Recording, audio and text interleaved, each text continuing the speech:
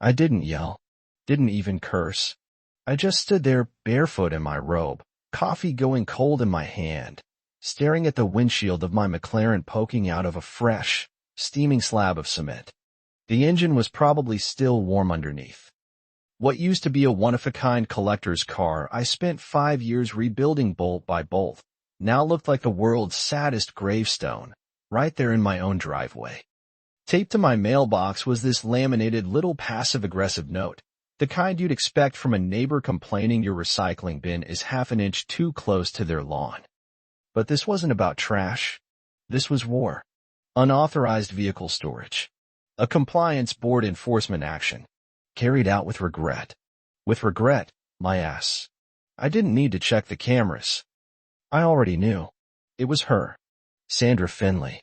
HOA president, part-time garden gnome, full-time tyrant. She was the same one who once tried to find me because my garage door color clashed with community harmony, whatever that means. She hated my car. Said it was too flashy, too loud, too disruptive to the neighborhood aesthetic. And now, she'd taken it one step further, had a crew pour concrete over it while I was asleep. She was out there, too, right then, standing a few doors down in her rose garden, pretending to trim a hedge that didn't even need it, visor tilted down to hide her smirk. I could feel her watching me, waiting for me to explode. But I didn't. I took one long sip of lukewarm coffee, turned around, and walked back inside, past the living room, down to the basement, opened a file cabinet nobody in this neighborhood even knew existed. Inside, a folder labeled Infrastructural Dominance, Contingency Plans. Yeah, I was that kind of guy. See, what Sandra didn't know, what no one in this manicured, HOA-choked suburb knew, is that 3 years ago, before I retired, I was the lead municipal engineer for the county. I designed everything around here. Roads, drainage, utilities, electrical conduits. I'd signed off on every plan, every blueprint. And when I built my house here, I tucked a few little clauses into the fine print. Contractor access rights for emergency infrastructure diagnostics. Totally legal. Buried. Airtight. So I made one call. Initiate phase 1, I said. The voice on the other end just chuckled. By mid-morning, a crew had arrived. Not the kind of crew that plants trees or patches potholes. I'm talking full-blown municipal contractors, hard hats. Clipboards, marked trucks. They started at the entrance road, laying down cones, measuring load-bearing ratios, marking off curbside concerns with bright orange paint. All legal. All by the book. And all under my authority. Sandra, bless her little authoritarian heart, tried to act confused. She waddled up, fake concern dripping from her voice. Is there something wrong with the main road? Mr. Denton? I just smiled. Could be. Improper drainage. Possibly from. I don't know. Road concrete operations. Her eyes twitched. That was an authorized HOA action. On private property? I asked. Didn't know HOA could do that without court approval. She fumbled. It was aesthetically non-compliant. Ted, my neighbor from 2 doors down, who'd been watching all this unfold with a beer in hand despite it being 10 a.m., leaned in and said, Sandra, it's a car, not a circus tent. That's when she realized this wasn't going to be easy. Over the next few days, the neighborhood changed. Roads were closed. Sidewalks rerouted. Water pressure dipped, sprinklers misfired, trash pickups got redirected. Every inconvenience had a purpose. Every delay was a demonstration. You poured cement on my car. I'll pour red tape over your entire reality. Residents started getting restless. Some grumbled. Some asked questions. Most just tried to stay out of the way. But Sandra? She was unraveling.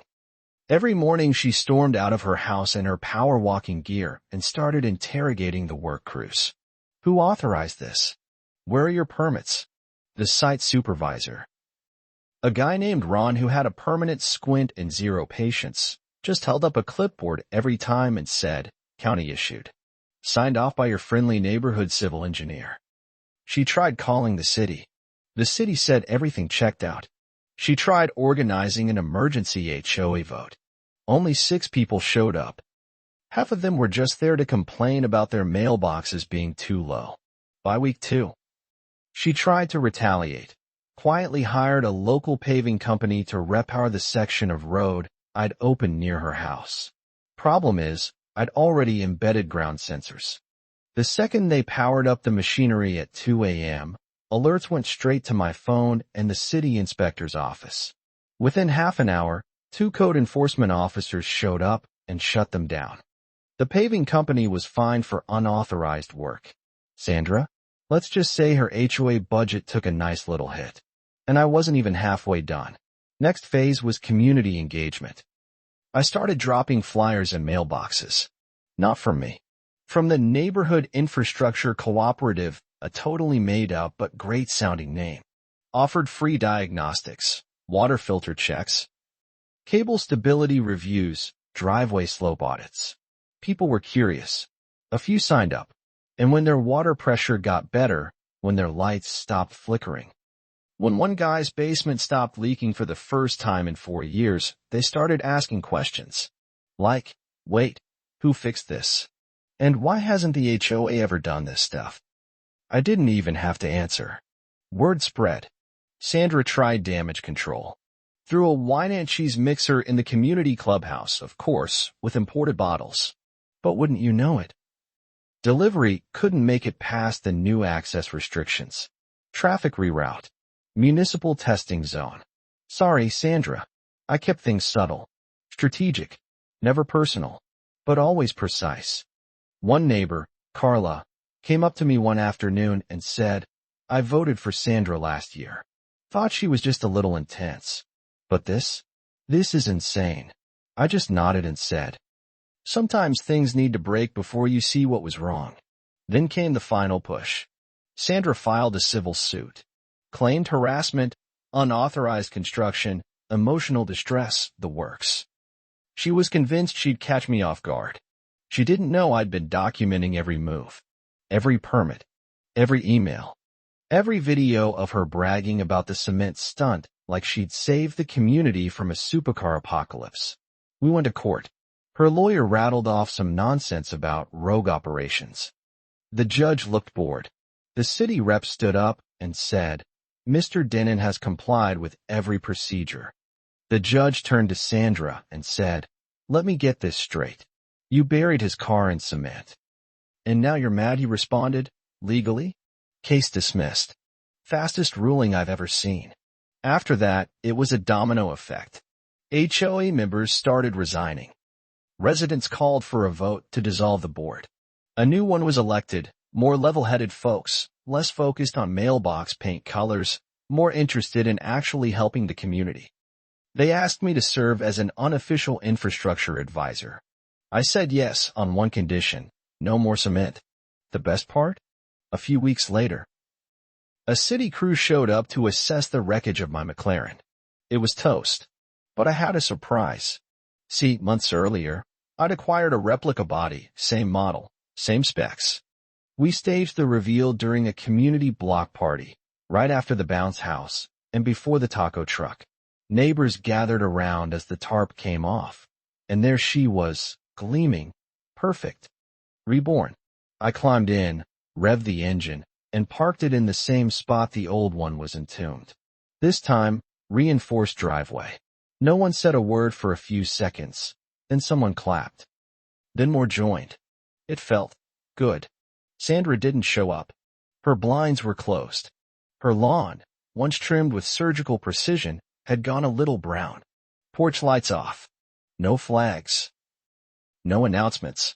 Just silence. She tried to bury me. Instead, she'd buried herself. You know, people think power comes from titles, or fines, or rules. But real power? It comes from knowing how things work, and using that knowledge not to control, but to rebuild. That's what I did. One road. One pipe. One neighbor at a time. So now, every time I back that McLaren out of my driveway, and the sun hits the paint just right, I smile. Not because I won, but because I fixed it. Not just the car. The whole damn system. And here's what I want to ask you. If someone like Sandra ran your neighborhood, would you fight back? Or would you just keep paying the fines and keeping your head down? Drop a comment below. I want to know, have you ever had to stand up to a Karen in power? And more importantly, how do you beat them? Because trust me, cement might harden, but so do people.